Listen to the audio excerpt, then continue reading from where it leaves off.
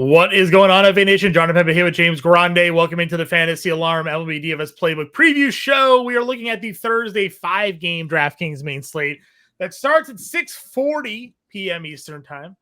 And then an hour, it's like we're in the NBA here. You have an hour until game number 2 starts. So you'll get your Paul Skeens versus Shohei Ohtani fix out of the way.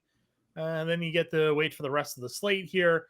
We do have a Tampa Bay matchup, Cleveland in George Steinbrenner Field.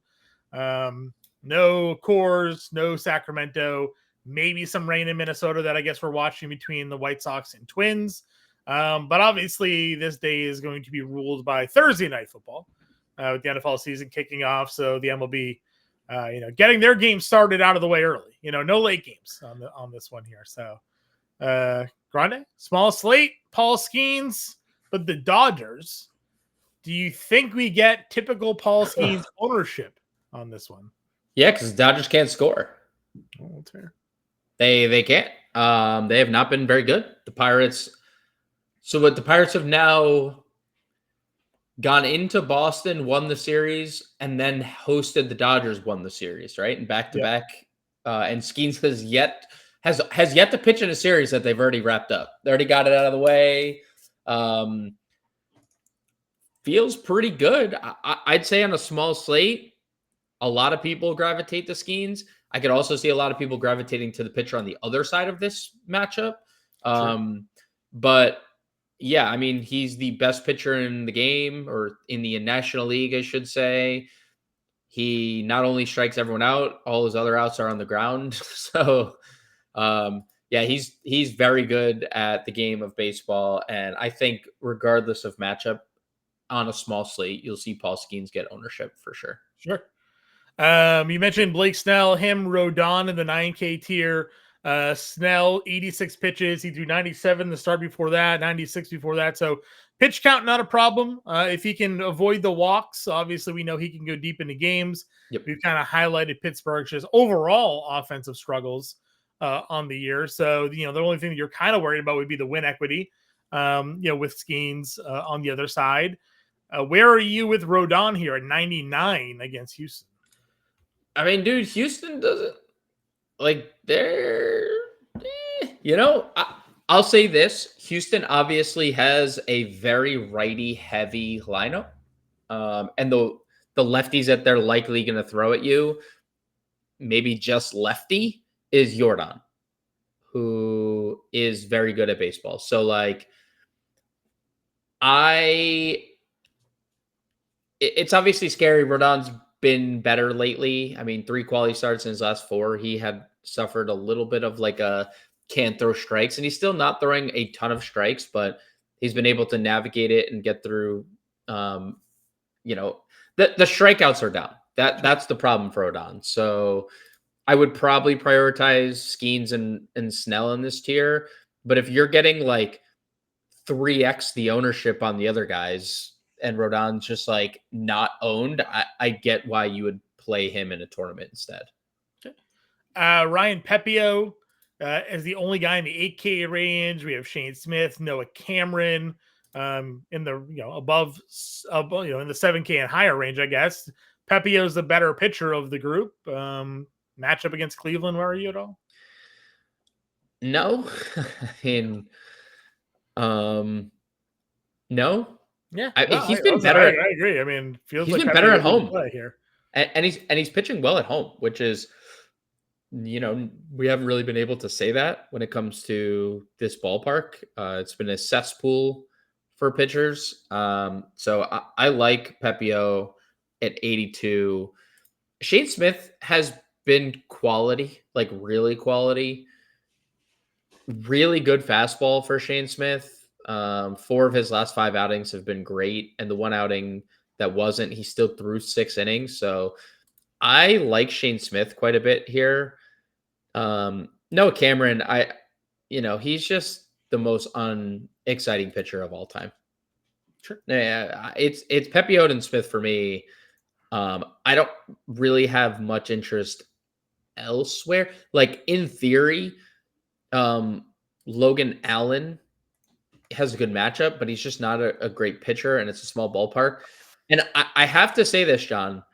Did you see the Taj Bradley interview after this start that you bet on?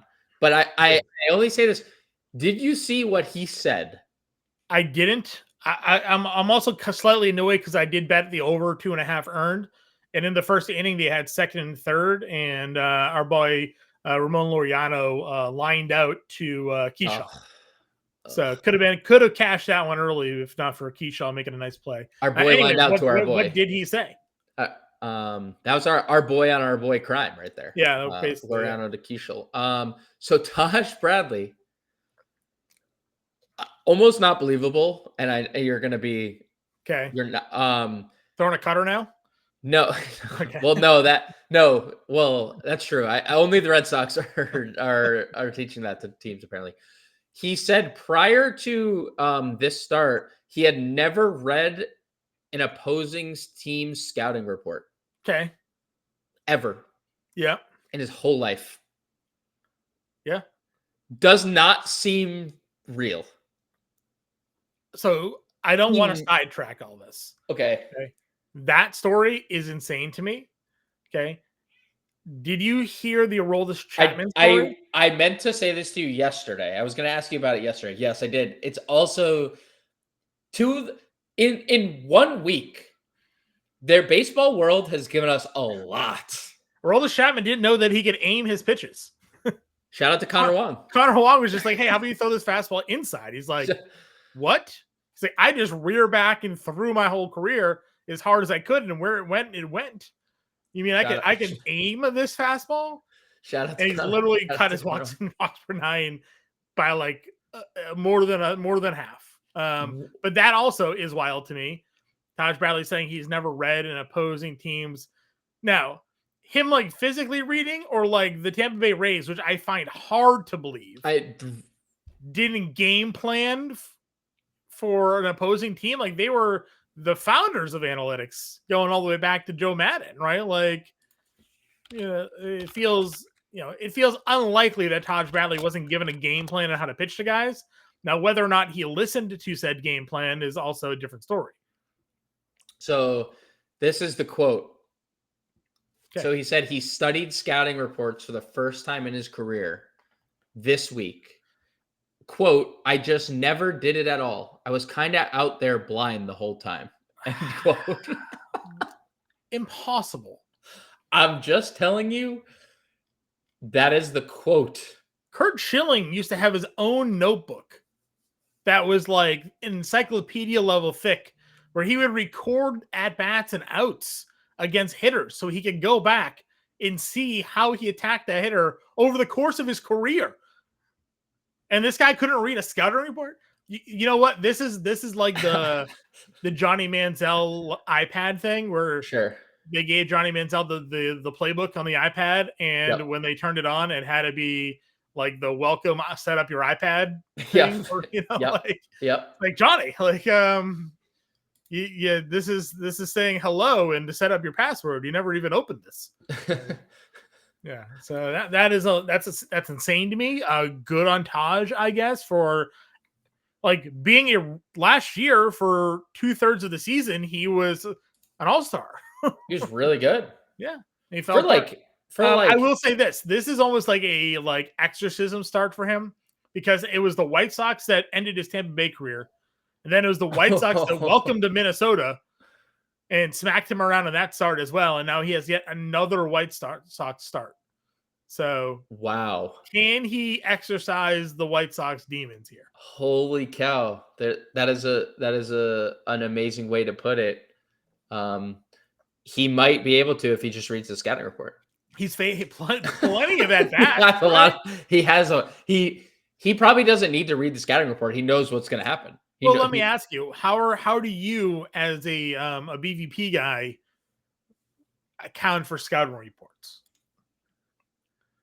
I mean, there's the BVP versus knowing where what a player doesn't like to hit, like what pitches and what zones a pitcher doesn't like to hit are two different things. If Colson Montgomery doesn't like down and away changeups. Guess where I'm throwing Colson Montgomery the whole night. For a pitcher like Taj Bradley, who was never reading any of those, though, does that this guy's 5 for 8 against Taj Bradley? Like that BVP plays because Taj Bradley doesn't actually know how to get him out. He doesn't actually know. He has no idea. He's just throwing fastballs in the zone. So yeah, but that doesn't matter anymore because now Taj Bradley reads. We'll see. I'm just telling you, he's like, oh wow, this worked. Let me do it again. Like, what if Taj Bradley gets rocked and he's like, oh, I forgot to read the scouting report. Yeah, just didn't read it. Yeah, just. Well, then all hope is lost for Taj Bradley. Let's just face facts, Christian Javier threw no hitter in his last start. We did not like Christian Javier in his last start. Did not. He was like, he ended up not actually being highly rostered. No. We talked about him as a chalky play throughout the entire live show because the data that we looked at had him as like the third highest rostered pitcher of the slate. Correct. That should have been correct because of how well that he pitched.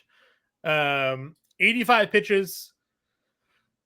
He has spurts of being a really good, effective starter. It is the Yankees, though. They're not at home, but they do hit home runs off off anybody. So, dude, I did the thing today on the playbook.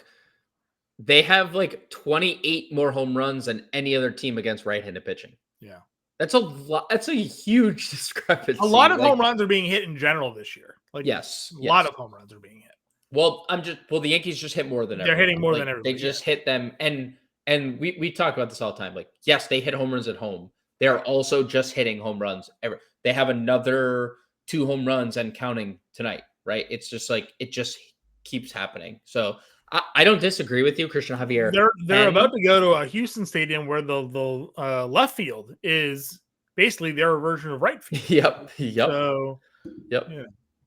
Aaron Judge is going to go have a day. Well, that's the Austin Wells home run on Wednesday was a 1 of 30 home run because it went into the Crawford box. Yeah. First row Crawford box. And I can confirm that Jason Alexander did not have a cross up with his catcher following that home run. Believe it or not. Shocking. I don't know if you heard those quotes. Oh, I did. Yeah. The agent had to come out. Everybody had to come out and say it was just a mistake. You don't throw a 95-mile-an-hour fastball at your catcher's chest and then immediately turn around if you did it by accident. No. You would have been like, oh my God, are you okay? I would have walked to him. It would have been a very obvious bodily reaction. Yes. To it being an accident. What we saw was a serial killer out there. Literally a sociopath throw a fastball at his teammate because he effed up. Was not Salazar's fault at any point during any of the things that occurred there. So, and let's not forget, the stadium was so loud with the Yankees fans that they couldn't hear anything. Yeah, not that the pitch comm is literally in his ear. But no, he called it. Did you hear that part too? That Framber called the pitch, and then they asked him, "Wait, but you don't have pitch comm on your." No, he did call it. That's correct.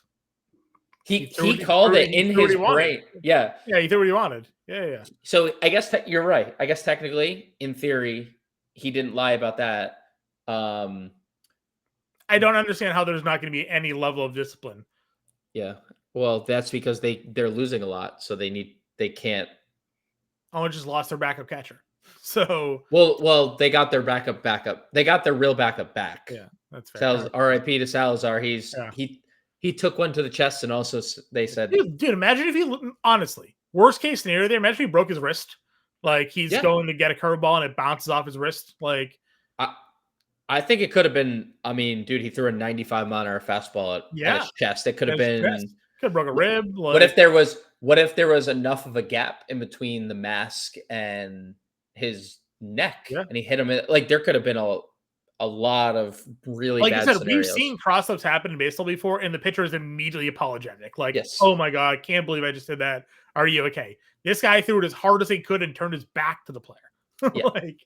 So, anyways, nightmare, gross scenario. How that turned out. Wild week in baseball. Wild week in baseball. Not even over yet. Catcher. Ben Rice is 48. He's your highest price catcher on this slate. Kyle Teal 4K. Does Bradley read the script on Kyle Teal? Because this guy is Yeah, he's good. showing you why he was a top, was he 12 overall? I think he was, or something like that in the draft, and then a top 25 prospect in baseball. So Yep. Swing the good stick. Salvi gets Hendricks there, 39. Will Smith left, but not that we'd play him against Skeens anyways. We left with the injury. Yeah, that's true. I was gonna say that is relevant for the Dalton rushing stuff, but we wouldn't play him, so it doesn't matter. No. Anything else? Yeah, Austin Wells. I mean, dude, Wells is swinging a good bat. He has a double and a home run and counting on Wednesday. That's his third home run in the last 7 days. He is a very productive catcher when he's hitting. Like he had like 60 RBI. He had 50 RBIs in like the first few months of the year. Yeah. He just 3,500 for Wells. Whoever the Angels catch, whether it's O'Hoppe or Darno against Noah Cameron, I would absolutely play. Okay. Edward Cuero, they went double catcher. Cuero homered from the left side, $3,100. I know we'd rather play Teal, but if you need the salary, sure, I don't mind it. I don't, but it is a very small ballpark, so maybe we'd go there in the small park. Should have a bad lag spike for those. Did we? Sorry. Was it me? Yeah, you were frozen on my screen. Oh, okay. But you're good now. So sounds in sync, but I guess we'll find out when the chat comes through. Damn it, John. Stop talking over me, damn it. And I just want to point out that Austin Hedges hit a home run off Garrett Crochet. But he did. He did. Yeah. Lot of talk today. Garrett Crochet's ERA this season on 5 or more days of rest, and Garrett Crochet's ERA on 4 days of rest. And the 4 days of rest, just no bueno. So the Red Sox don't have enough pitching to have everybody pitch on 5 full days. So Austin Wells just hit another double, 350 feet. So he has 3 hits, 3 extra base hits. He is actually rolling right now. First base, you have Shohei versus Skeens. Ohtani apparently a little ill. Scratch from starting on Wednesday. They said they'll pitch this weekend. You got Ohtani and Freeman up at the top here. You do have Yandy versus lefty and Logan Allen at 49. Again, a little pricey, but that is fine for Yandy. Pascantino at 42 against Hendricks. Yeah, he's super good. The Kyle Hendricks thing all year has been a nightmare. But the cracks in the armor are showing. He has not been great lately. Not a lot of home runs. That's the only problem with Hendricks. Yeah. Let's see. Christian Walker's 38. Lennon Sosa's 36. Ooh, I like the Lennon one for sure. Yeah. Again, I'm okay going back with the White Sox here. Make Taj Bradley beat me twice. Right. Yep. Any value for you? I'll say the name, and we don't have to do it. No. Well, I'd say they actually called up Nick York. They did. I'll say the name. We don't have to do it. Oswald Peraza is playing some first base for the Angels with Shanwell out. He's actually been kind of good lately. Little power, some speed.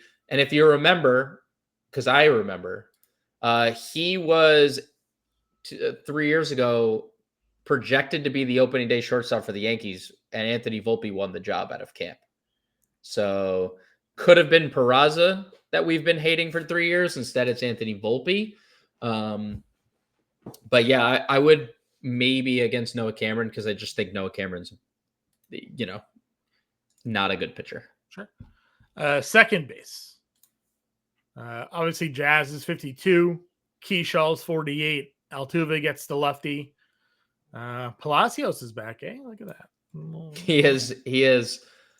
He sure is. Obviously, he's lefty. We didn't go there, but Altuve, Keyshawn, and Jazz Chisholm for sure. Yes, on all fronts. No issues whatsoever. And yeah, honestly, those are not the easiest spots to be in. And you could just play Lennon here. Yep. Or you could just play like Schneemann Yeah. or Frazier. I think It definitely feels better Rengifo. at second, giving the first base grouping. Yeah, Rengifo looks great. He's Yeah. been super good since the All-Star break, and they hit him in like near the top end or middle of their order. Sure. Rocchio has kind of been okay. Another guy who, is coming on a little bit. Chris Taylor's back. He homered, or he had a big day the other day. I mean, he's in baseball to hit lefties right now. He's in baseball to hit lefties. Yep. Okay. Third base, Junior Caminero, $6,000. A lot of power. He is. Yeah. A lot of power. 40 and 100. We're just starting September for Junior Caminero. It is September. He is 22 years old, and he has 40 home runs. Yeah. More expensive than Jose Ramirez, who's $5,500. Same ballpark. Jose Ramirez is he? I don't know. I hate speculating because he's too good of a player to be doing whatever he's doing. Sure. But injury, slumping a little bit.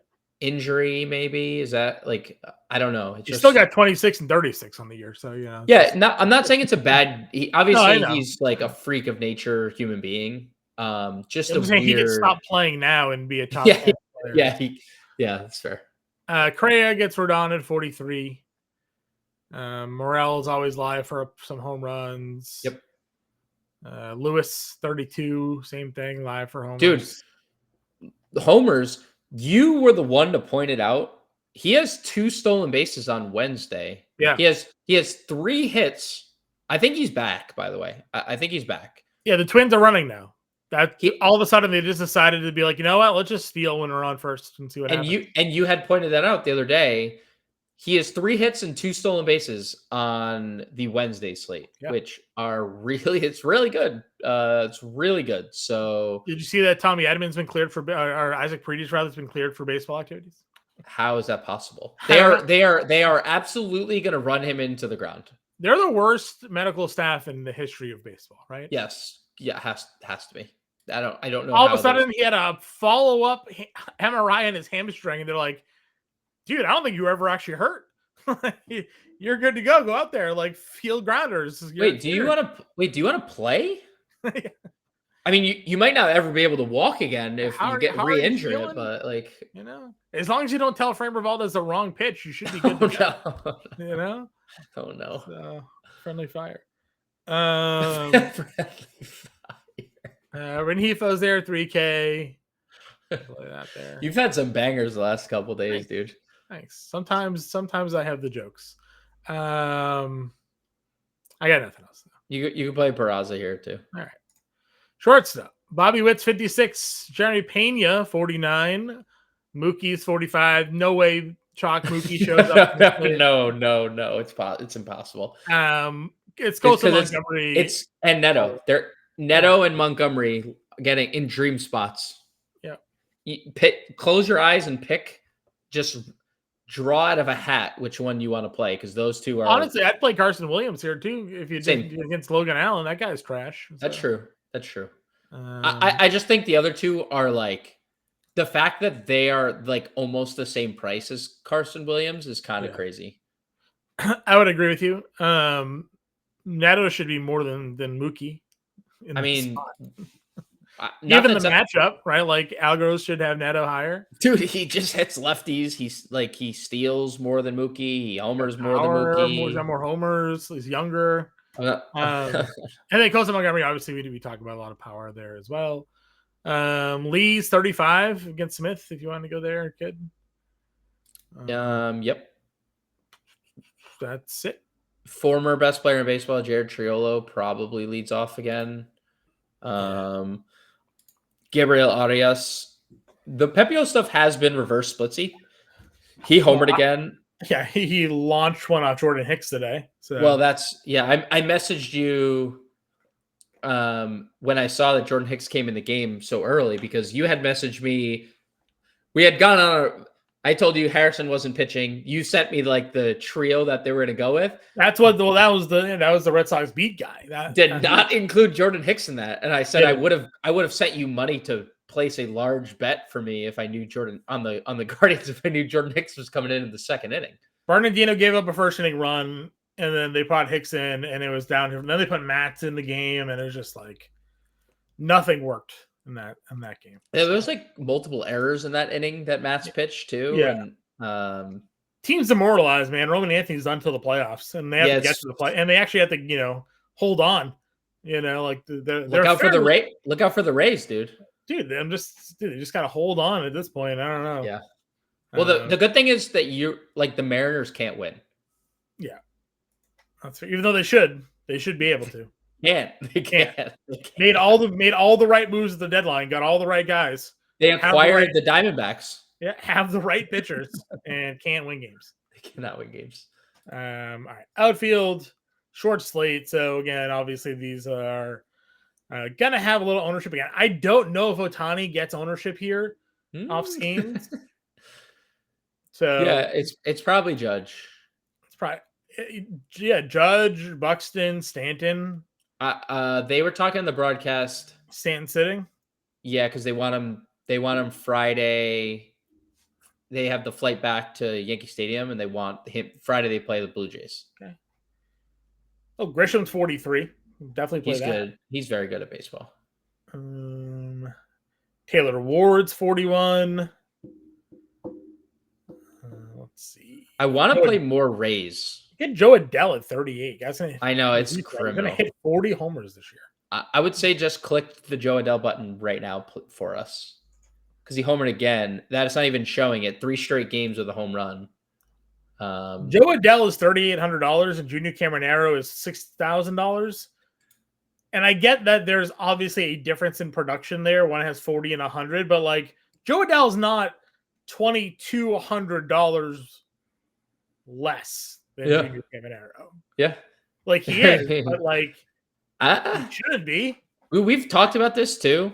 Why is Jake Mangum still higher priced than Joe Adell?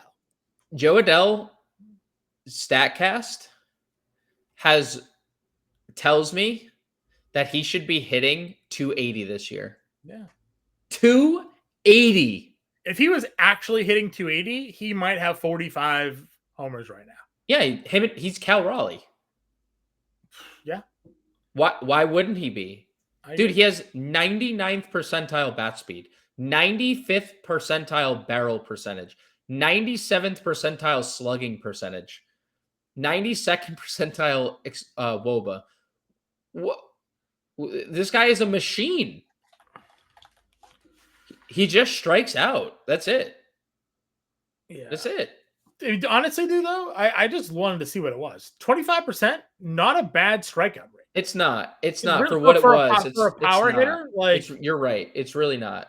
It's not bad. What his problem is the chase, right? 20th percentile chase, 20th percentile whiff. So he swings outside of the zone a lot and he misses when he swings. It's true. Those are his big bugaboos, but I'll live. You tell me he's going to hit 40 home runs, I'll live with 25% strikeout rate. Agreed. If he hits 40 home runs a year, you don't care if he strikes out 30% of the time, truthfully. No, certainly don't. Yaz is 37, Wallner's 38, Larnick's 37. The Yaz one looks good. If Stan doesn't play, that tells me Dominguez plays. That's usually the... Are you back in on Dominguez? He steals a lot of bases. So if he gets on, there's a ceiling because he runs. Remember there was a time this year where DraftKings tried to tell us that Steve Kwan was a $5,000 player? I do. He is not that price. He's also not that guy, pal. So we said one day we called him out for not being a good DFS player and he doubled down. Maybe if he homers tomorrow, maybe there's something to what's happening here, Yeah. Biceps is 32. Yes, he is. He's probably gonna homer too. I got nothing else. Nolan Jones, 2,600. 23. Cags and Outman, 2,300 each. Yeah, I'd be okay with both of them. You can play Chris Taylor down here. John Kenzie, Noel also homered off Garrett Crochet, right? No, he didn't homer off Crochet. He homered off of. No, that was the Crochet game, wasn't it? Didn't he homer off Crochet? In the first inning or second inning, he homered off Crochet. Yeah. He had the first homer off of them. If they put him in a small ballpark against a guy who already splits, I'd be okay with it, but nothing like of a priority. Okay. I'm building a lineup now. So I agree with you on going Snell. Can we do? What were we gonna Pepio? Snell Pepio? If we did Skeens Snell and just doubled up in the same game, I mean, definitely 3,800, definitely doable. I feel like that's pretty doable, right? Like, if you Renhefo at second, if we just spent no money and also correlate with some Angels here. That's 4,100. I'm gonna play Pascantino here. Okay, I like that. Well, do we want Lennon or Pascantino? Ooh, we can wait. We can play Renhefo at short. At third. No, you can play him at third. Third. Okay, do you want to do that? Yeah. Yeah, and then play Colson Montgomery, right? Pair him or Neto as like either correlate perfectly. And then this is Renhefo. Yeah, okay. All right. Full line will be in the Discord. Snell, Skeens, Caro, Sosa, Renhefo, Montgomery, Adele with 4,300 to play and plenty of value at outfield to play with. So good luck with your lineup builds. Again, example lineup will be in there. We appreciate you guys tuning in with us here. We'll be back for the Friday preview show. Good luck with your NFL lineups. I'll be live actually on the channel 6 p.m. to 7 p.m. Myself and Iggy Gilbert doing your Thursday night football preview. Get you guys ready for the start of the NFL season. So hit that subscribe button. Me and Iggy answering your start sits, building a DFS lineup, giving you our favorite bets of the day for Thursday night football, Cowboys, Eagles, kicking us off at 6 p.m. Eastern time right here on the Fantasy Alarm YouTube channel. Right then. Well, hopefully see you there. And then Grande, now we'll have the preview show for Friday for you guys as well. We'll talk to you later.